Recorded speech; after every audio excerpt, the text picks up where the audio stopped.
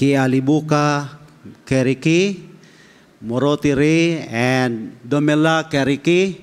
Maayong hapon o salamat mga kaigsuunan, salamat Pastor Ma'am Jima, o sa Bible Baptist Church diri sa Pikarangan.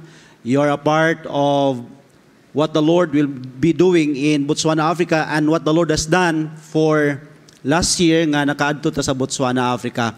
So, salamat kaayo sa inyong pagpaluyo kanamo, sa inyong mga pagampo, o sa inyong suporta. I had the privilege last year nga nakabisita sa atong mission field o nakauli ko atong December, and Lord willing karong 3rd week sa January kuyog na nako akong family. So bago kita magpamalandong sa pulong sa Ginoo karon nga hapon, aduna kami video presentation.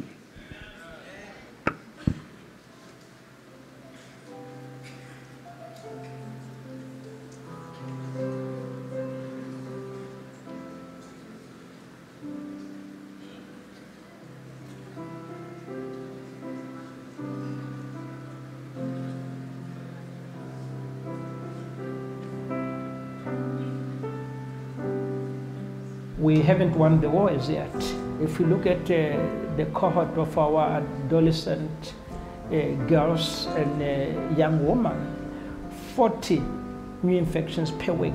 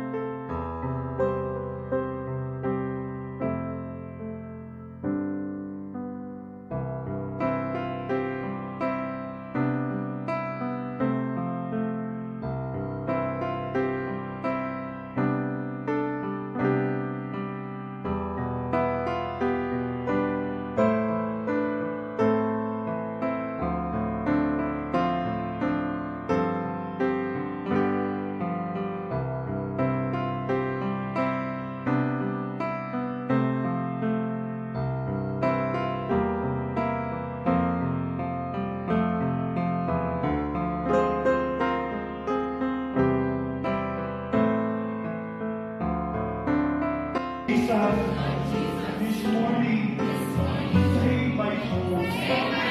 I put my trust in Him as my Lord and my Savior.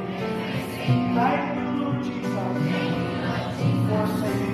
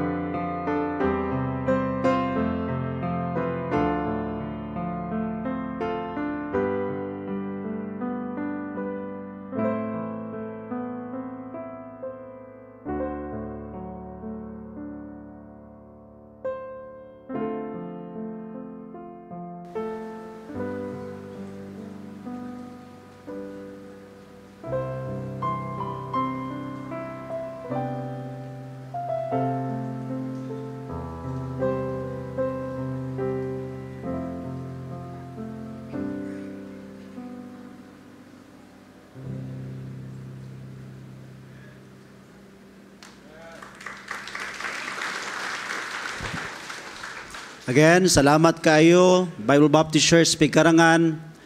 Kabahin kamo sa gihimo sa Ginoo dito sa Botswana. Ato sila gi-refer sa atong kontak nga Grace Baptist Church. And Lord willing, inigbalik na mo musugod mi atong Udi Village. No, kay ang lugar sa mostly sa Africa, mga villages man ang tawag nila. You will not appreciate the place. Walay paras nato diri nga ambience usa sa subo sa Botswana, wa gid dagat sa Botswana. Wa gid dagko mga kahoy sama nato diri.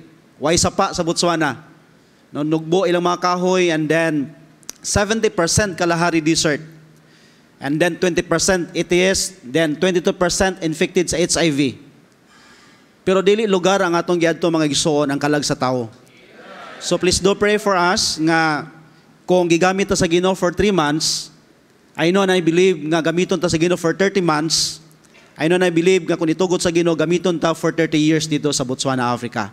Manindog ta atong ablihan atong mga Bible this afternoon, Philippians chapter 4, verse number 4 to verse number 14 to verse number 19. Philippians chapter 4, verse number 14 to verse number 19. This church is a great blessing sa mga missionaries. O sa amo san, since nga nagpastor pa ko sa una sa Tupi, makaanhin nami.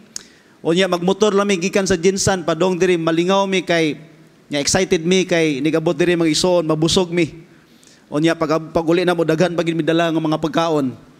So, this church is really a great blessing, no? Not just sa mga foreign missionaries, but also sa mga bago nga mga nagsugod diha sa ministry. Atong puli-pulian sa pagbasa, ako sa verse 14, kamo sa verse 15, and then nunganan na to sa verse number 19.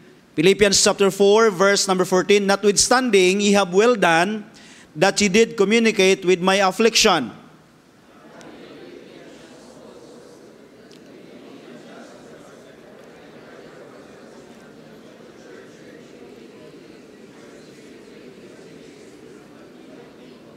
For even in Thessalonica, ye sent once and again unto my necessity.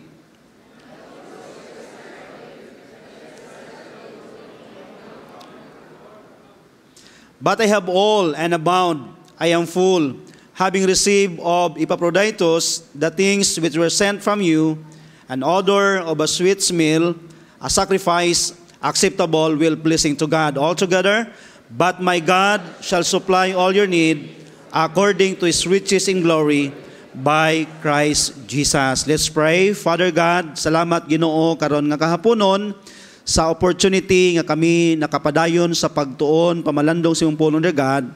Lord, I pray that you will help me to be a blessing, to be your speaker to your people this afternoon. And Lord, prepare our hearts, our mind, dear Holy Spirit. Ikaw masentro, mahimaya sa among taliwala. Salamat kay Ginoo ni ini nga ministry. Salamat Lord sa leadership sa imong alagad Pastor Ray, together with his family. Salamat sa mga leaders Ginoo gibutang mo ini nga iglesia, dear God. Salamat sa mga membro.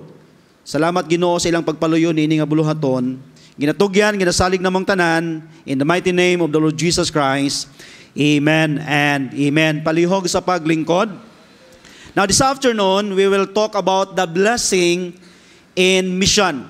The blessings in mission. Nakaibaw kita nga ang mission maunay trabaho sa Ginoo.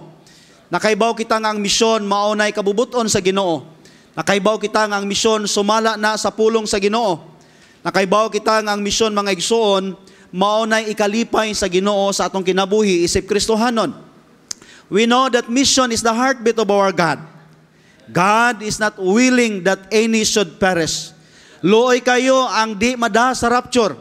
Luoy kayo ang dili luwas tungod kay dili lang manghupay ang ilang kalag dito sa impierno, but adlaw o gabi mga igsoon no mag-antos dito sa impierno. We know that mission is the priority of the Lord Jesus Christ. The only purpose of the Lord Jesus Christ, why He came in this world, is to seek and to save that which was lost. We know that mission is the prayer of the Lord. Pray therefore, the Lord of the harvest, that He will send forth laborers into His harvest. Basig na pa diri nga gitawag sa Ginoo sa foreign field, i-consider niyo ang Africa. No, daghan pa kayong nasod sa Africa. There are more than 50 countries in Africa. Ang among tapad, South Africa, Botswana, Zambia, wa pa tay missionary sa Zimbabwe, wa pa tay missionary sa Namibia, wa pa tay missionary sa Angola, sa Southern Africa nga part. Og open na nga mga nasod, mga igsoon. So by doing and involving ourselves in mission, dako na kayo na nga panalangin. Tungod kay gisunod nimo ang kasing-kasing sa atong Ginoo. Tungod kay gisunod nimo ang trabaho sa Ginoo. Tungod kay gisunod nimo ang pulong sa Ginoo, gisunod nimo ang kabubuton sa Ginoo sa imong kinabuhi isip Kristohanon. But this afternoon, there are another 3 blessings based on our text that we'll learn and remind ourselves of the blessings in mission. Verse number 14 to verse number 16 sa atong unang punto karon nga hapon. The blessings in mission. Ingon ang Bible, ingon si Paul.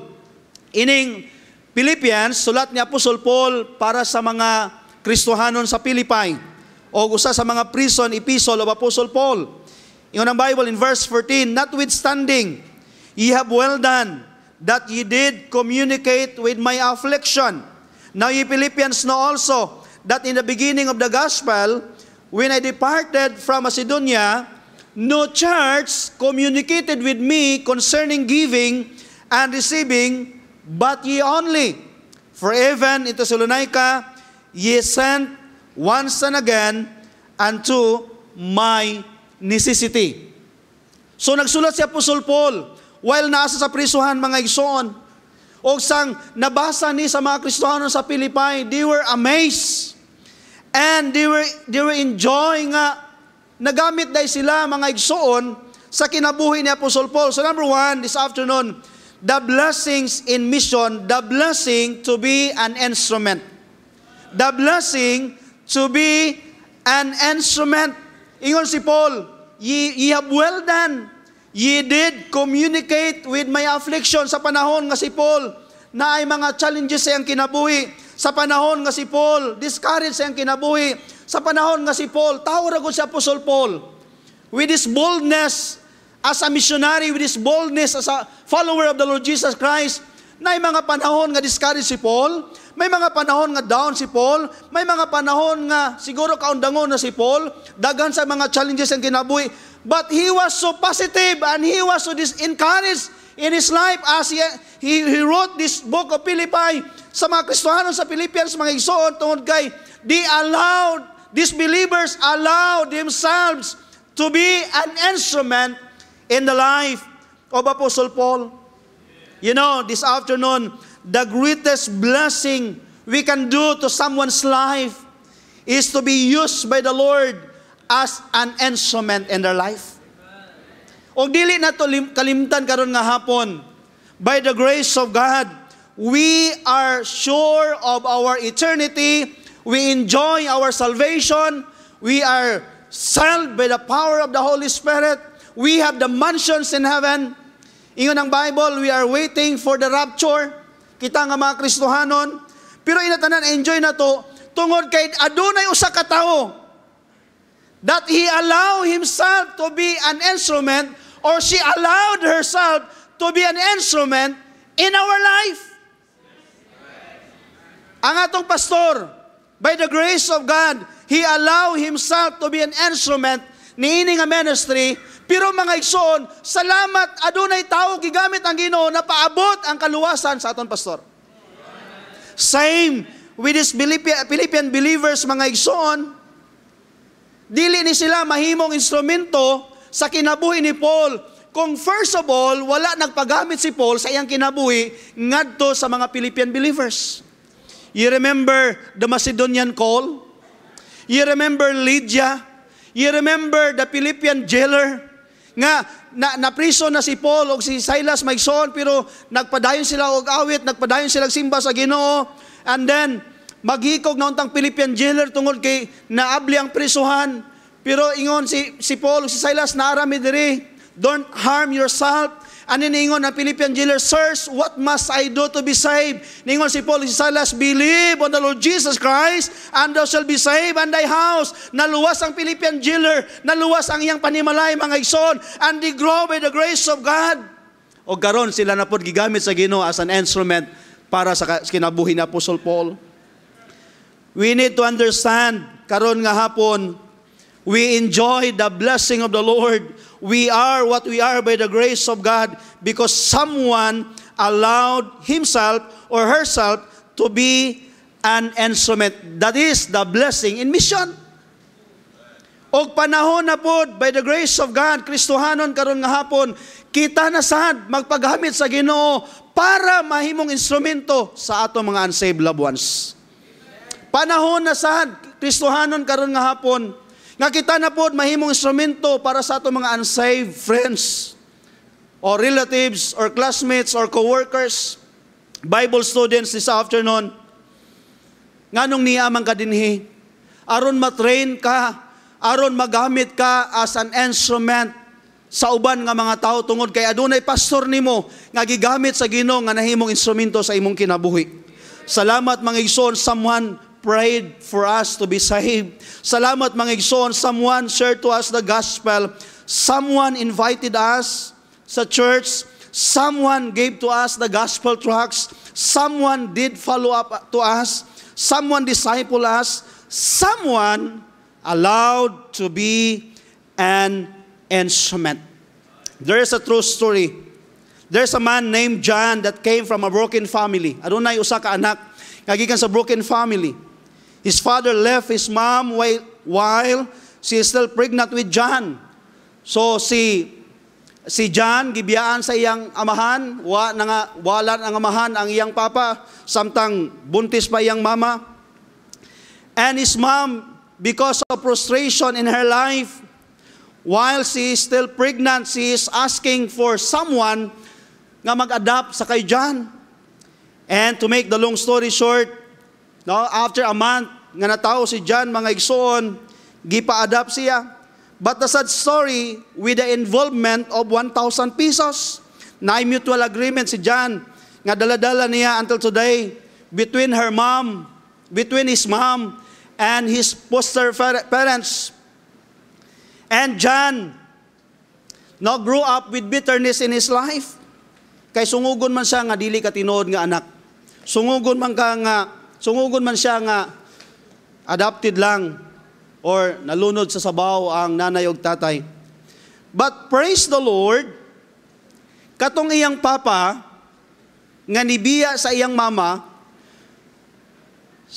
gikan sa Iloilo Baptist Church, nisugod og ministry sa South Cotabato, and praise the Lord, his father got saved.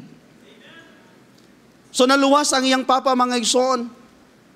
Og sa diha nga naluwas sa iyang papa, he's been praying nga someday makita niya ang iyang anak nga iyang gibiyaan, og makapangayo sa og pasaylo, og makastorya siya about the gospel that he received. And then, by the grace of God, on January 2001, nakita sila sa iyang papa. And on February 25, 2001, John received the Lord Jesus Christ in his life. Now, this time, John allowed himself by the grace of God to be used by the Lord as an instrument. Maybe you wondered why. I am familiar with the story, mga igsoon, because that story is my story. I came from a broken family. I grew up with bitterness in my heart. Pero salamat nga na-instrumento gigamit ang Ginoo nga naluwas ang akong tatay. O salamat nga sa diha nga nagkita mi sa akong tatay by the grace of God, he shared to me the gospel of the Lord Jesus Christ. And it's time for me, dagan pasama na ako, nga gibiyaan sa ginikanan, dagan pasama na ako, gikan sa broken family. It's time for me to share also the gospel to them. Usa sa atong gidisciple sa Botswana, gikan sa broken family. Dagan sa mga young people, nga gihatag sa Ginoo namo sa topic, gikan sa broken family. O makarelate ko nila mga ison, that's why by the grace of God, we are determined, together with my wife and our children, Lord, allowed ourselves to be an instrument. Same with Paul. Gigamit taon ang kinabuhi ni Stephen para lang makasabot si Paul sa kaluwasan. Gisacrifice ni Stephen yung kinabuhi. And he allowed himself to be an instrument. O karon si Paul nga nakasabot na sa kaluwasan. Iyon ang Bible, 1 Corinthians 10 verse 33. Ingon ani naka-bold o determined si Paul nga magpagamit sa Ginoo. Even as I please all men in all things, not seeking my own profit, but the profit of many, that they may be saved. So si Paul, he will allow himself to be an instrument. 1 Corinthians chapter 9, verse number 19. Verse number 19, for though I be free from all men, yet I have made myself servant unto all, that I might gain the more. 22, to the weak became I as weak, that I might gain the weak. I am made all things to all men, that I might by all means save some. So this afternoon, mga Kristohanon, the blessing in mission, the blessing to be an instrument. Ang pangutana karon nga hapon, gigamit ka ba sa Ginoo as an instrument, or basi si Satanas pa ang gagamit sa imong kinabuhi? Basi ang kalibutan pa ang gagamit sa imong kinabuhi.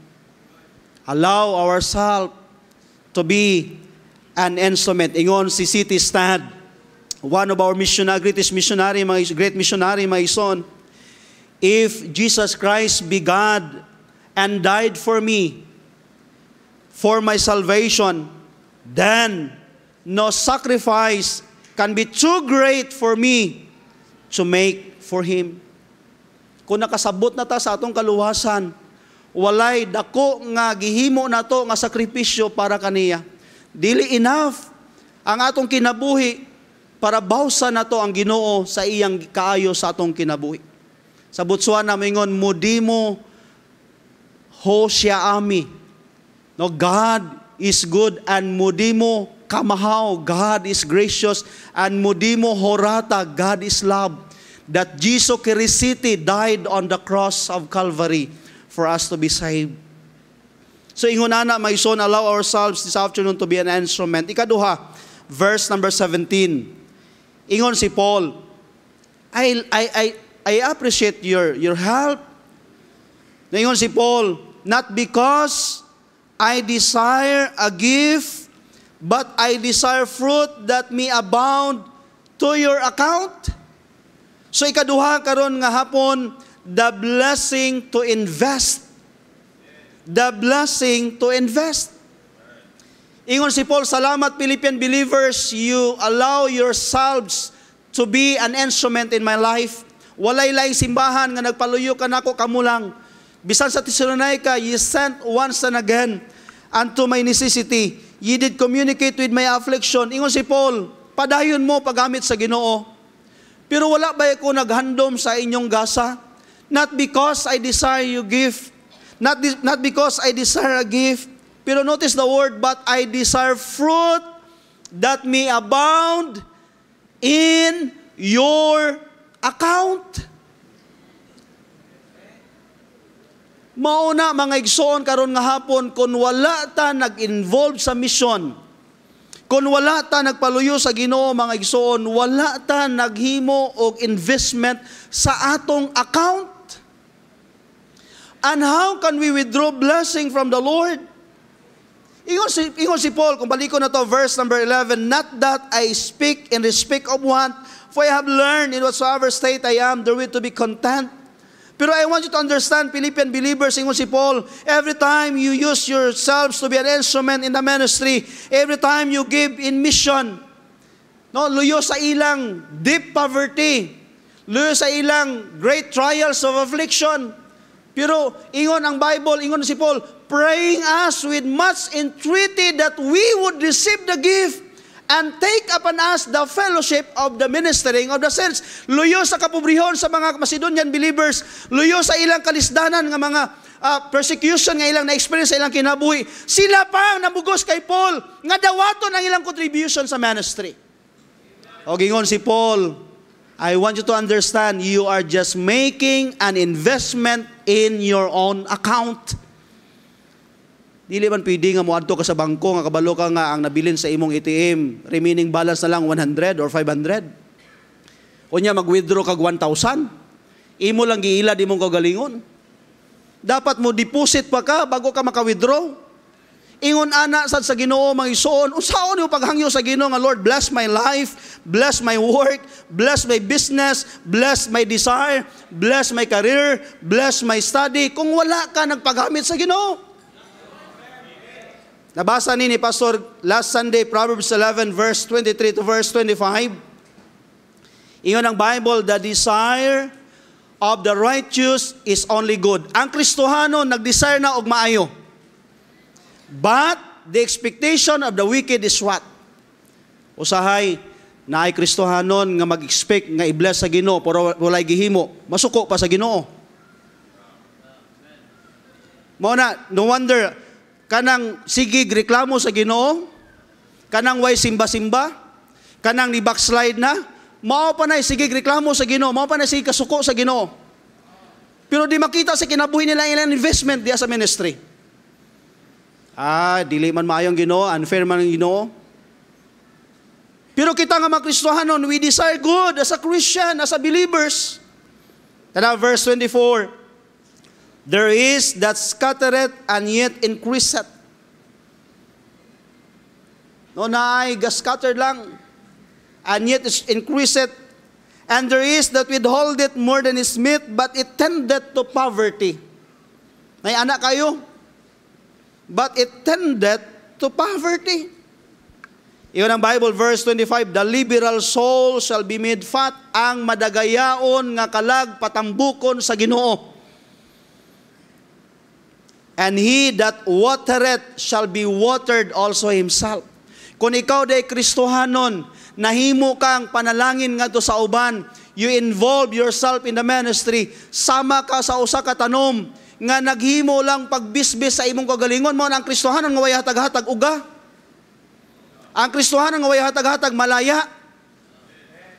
Nga naman, ingon ang Bible, he that watereth, nahimo kang blessing, you involve yourself in the ministry, you involve yourself in mission, he that watereth shall be watered also himself. Nagbubo kag blessing, gibubuan nimo blessing imong kagalingon. Kung wa ka nagbubo og blessing, awa kay dilig-dilig sa imong kagalingon.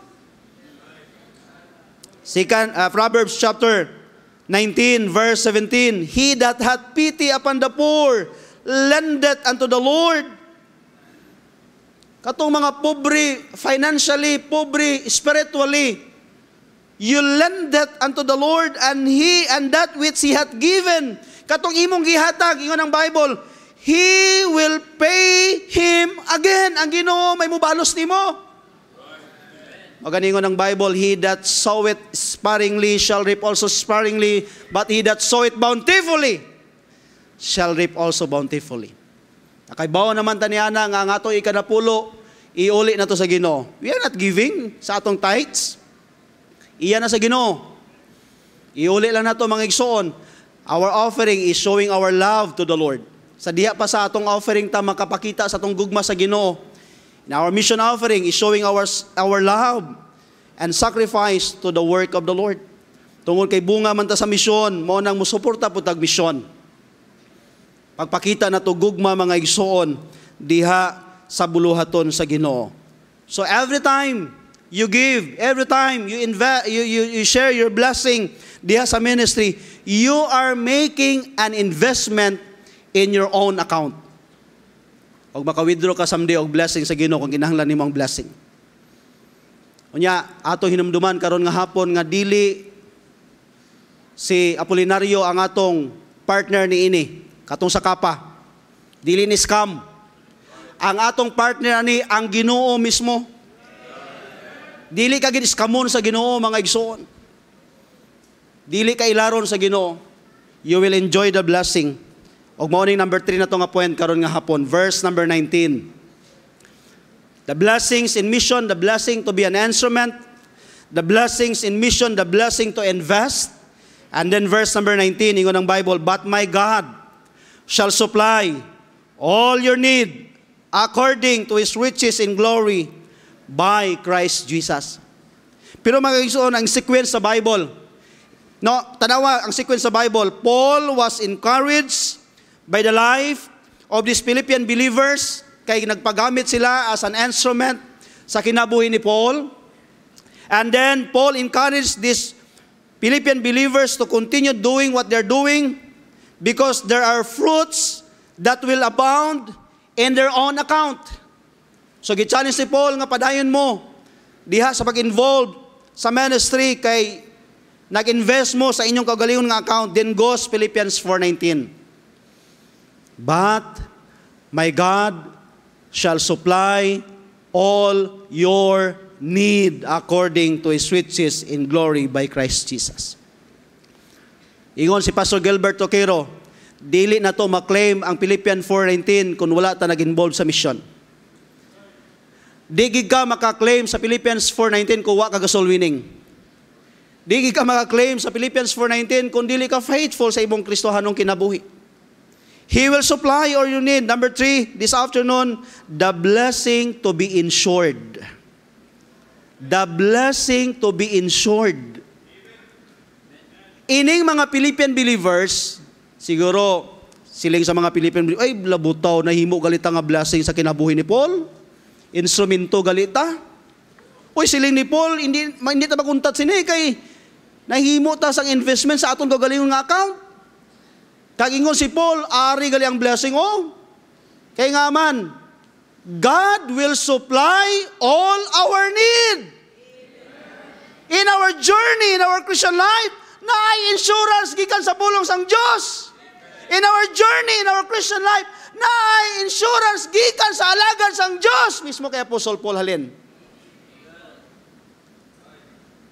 And it's true in my life. Niagi mi og tribulation period sa among Kristohanong kinabuhi kami ni Ma'am Len. Niagi mi og dark ages sa among kinabuhi. Og ayaw gitaon ng pagsuon-suon nga moagi mong mga dark ages sa iyong kinabuhi. Kay kanang imong kaugalingon nga desisyon, nya sayop nga desisyon, luoy kay ka. For 6 years nga wa mi simba-simba, for 6 years nga wa mi sa Ginoo, wa mi sa kamot sa Ginoo, kabubuton sa Ginoo. Nay mga panahon nga wa mi makaon. Naami trabaho, naami sweldo. Minimum among sweldo sa Cebu pero wagi wisdom nga gihatag sa Ginoo. Puros hospital akong anak. Ang pinaka-worst pa gyud, mismo akong asawa, namagid akong asawa, mismo akong asawa gidunggab ko. Wa na kay ayong bana kay dunggabon ka sa imong asawa.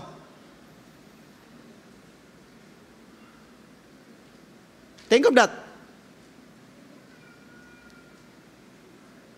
Pero by the grace of God, when we involve ourselves in the ministry, sa dihang ni-decide me 2007 nga mga lagad sa Ginoo, and 2008 we enroll in Bible School sa Cebu, and by the grace of God padayon may son 2012 misugod may pioneering work, hangtod karon we enjoy the blessing of the Lord in our life. Tong dito ko sa Botswana mga igsoon, ang akong ticket nga 77,000 gilibre sa Ginoo. Gilibre sa Ginoo. I will tell you that, gilibre sa Ginoo. The exact amount. Ang akong mama mga igsoon nga imposible kayo nga magkita mi kay hangtod karon wa kabalo yang bana nga naa si anak. Hangtod karon wa kabalo ang tulo niya ka anak pastor nga naa sila magulang nga nag-exist. Sa side niya way na kay baw. Luoy kay sila.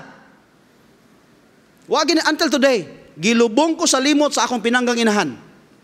Pero ang milagro sa Ginoo, gi-claim nako, Lord, you will supply all my need. Lord, naa ko sa ministry Ginoo. Iyon ka Lord, you will give the desires of my heart. Iyon ka Lord, all these things shall be added into my life. Unahon ka lang ako Ginoo. Mga lagad lang ko nimo Lord. Iyon ka Lord, a faithful man will abound with blessings. And lo and behold, on June 8, 2015, adunay nanuktok dito sa tupi may isuon, nangita kay Pastor Harley Jan Catalinio, and lo and behold, it was my mom. For the first time in my life, nakita na ko face to face ang inahan ako sa kanunayng panabang.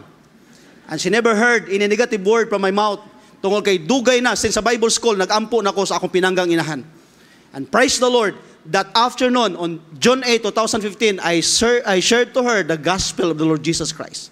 Kaduha na mo pa nakita, pag-design na mo sa topic, April 9, 2018. Pangatlo na mo nga pa nakita, katong February 14, 2021. Unta, may ikaupat pa.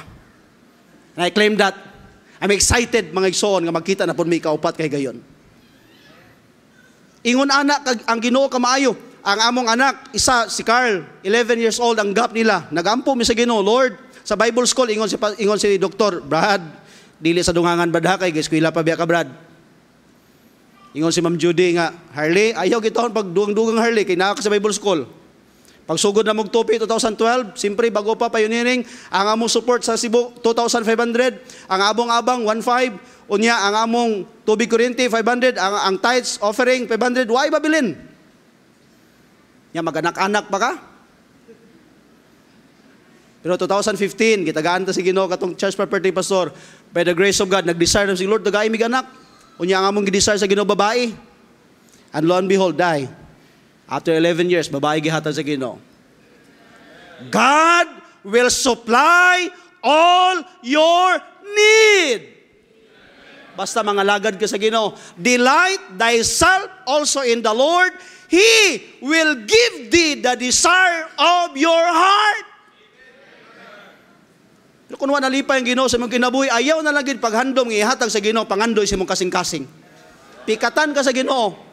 Hangyo-hangyo ka sa Ginoo, Lord, kining gwapa nga asawa, gwapo nga bana. Di na ihatag sa Ginoo kung di ka faithful. Lord, nindot ka trabaho. Di na ihatag sa Ginoo kung di ka faithful. So this afternoon, there are blessings in mission. There are blessings in serving the Lord. The blessing to be an instrument, the blessing to invest.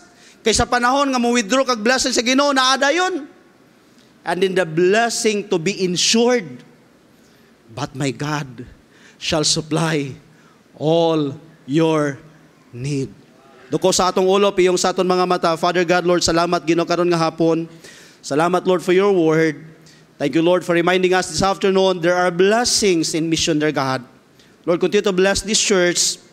Continue to bless your servant, Pastor Ray, Ma'am Jima, and the children, and all the members of this church, dear God. Yes, may mga struggles sa among kinabuhi, may mga circumstances, but Lord, you always give an insurance in our life. You will supply all our need. Tanan nga kinahanglan namo Ginoo.